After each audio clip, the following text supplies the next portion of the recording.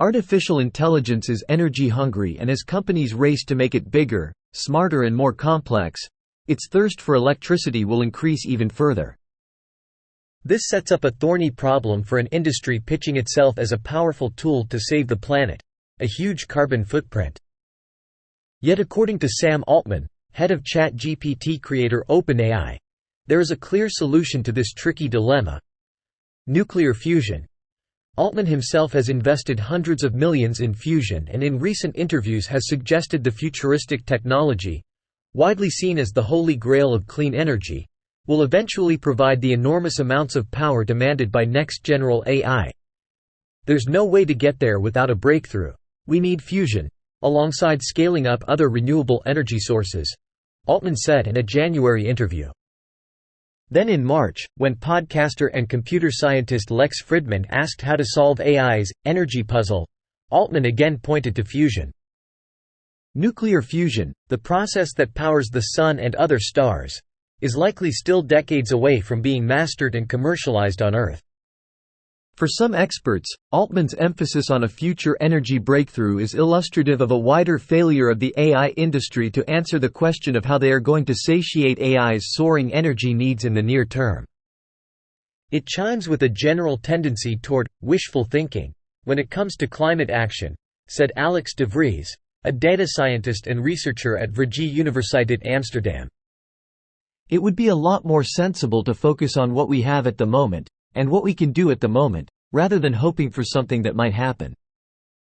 A spokesperson for OpenAI did not respond to specific questions, only referring to Altman's comments in January and on Fridman's podcast. The appeal of nuclear fusion for the AI industry is clear. Fusion involves smashing two or more atoms together to form a denser one, in a process that releases huge amounts of energy. It doesn't pump carbon pollution into the atmosphere and leaves no legacy of long-lived nuclear waste, offering a tantalizing vision of a clean, safe, abundant energy source. But, recreating the conditions in the center of the Sun on Earth is a huge challenge, and the technology is not likely to be ready until the latter half of the century, said Anika Khan, a research fellow in nuclear fusion at the University of Manchester in the UK. Fusion is already too late to deal with the climate crisis, Khan told, adding, in the short term we need to use existing low-carbon technologies such as fission and renewables. Fission is the process widely used to generate nuclear energy today. The problem is finding enough renewable energy to meet AI's rising needs in the near term, instead of turning to planet-heating fossil fuels. It's a particular challenge as the global push to electrify everything from cars to heating systems increases demand for clean energy. A recent analysis by the International Energy Agency calculated electricity consumption from data centers, cryptocurrencies and AI could double over the next 2 years. The sector was responsible for around 2% of global electricity demand in 2022, according to the IEA. The analysis predicted demand from AI will grow exponentially, increasing at least 10 times between 2023 and 2026. As well as the energy required to make chips and other hardware, AI requires large amounts of computing power to train models, feeding them enormous datasets, and then again to use its training to generate a response to a user query. As the technology develops, companies are rushing to integrate it into apps and online searches, ramping up computing power requirements. An online search using AI could require at least 10 times more energy than a standard search, De Vries calculated in a recent report on AI's energy footprint. The dynamic is one of bigger is better when it comes to AI, De Vries said, pushing companies toward huge, energy-hungry models. That is the key problem with AI, because bigger is better is just fundamentally incompatible with sustainability, he added. The situation is particularly stark in the US, where energy demand is shooting upward for the first time in around 15 years, said Michael Koo, Climate Disinformation Program Director at Friends of the Earth and co-author of a report on AI and climate. We as a country are running out of energy, he told. In part, demand is being driven by a surge in data centers.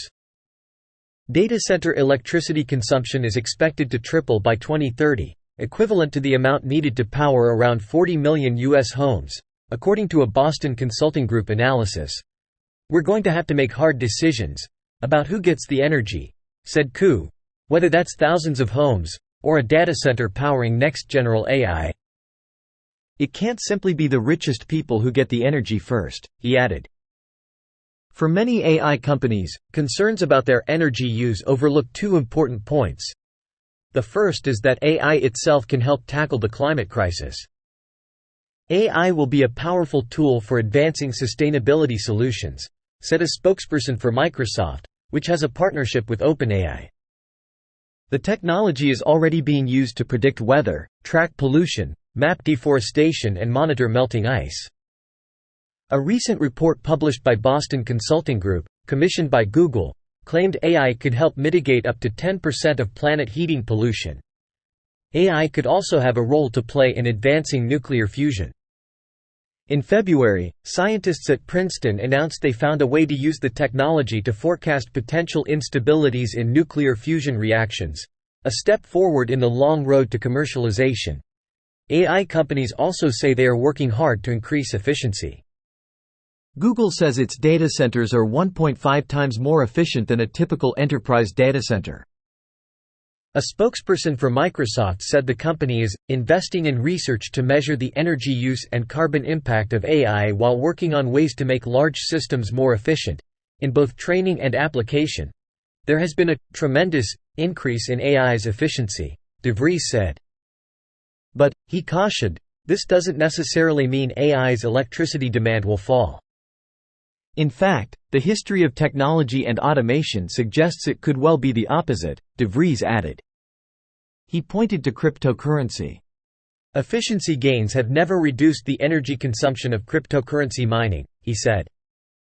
When we make certain goods and services more efficient, we see increases in demand. In the U.S., there is some political push to scrutinize the climate consequences of AI more closely. In February, Senator Ed Markey introduced legislation aimed at requiring AI companies to be more transparent about their environmental impacts, including soaring data center electricity demand. The development of the next generation of AI tools cannot come at the expense of the health of our planet, Markey said in a statement at the time. But few expect the bill would get the bipartisan support needed to become law. In the meantime, the development of increasingly complex and energy-hungry AI is being treated as an inevitability, Ku said, with companies in an arms race to produce the next thing. That means bigger and bigger models and higher electricity use, he added. So I would say anytime someone says they're solving the problem of climate change, we have to ask exactly how are you doing that today? Ku said. Are you making every next day less energy intensive? Or are you using that as a smokescreen?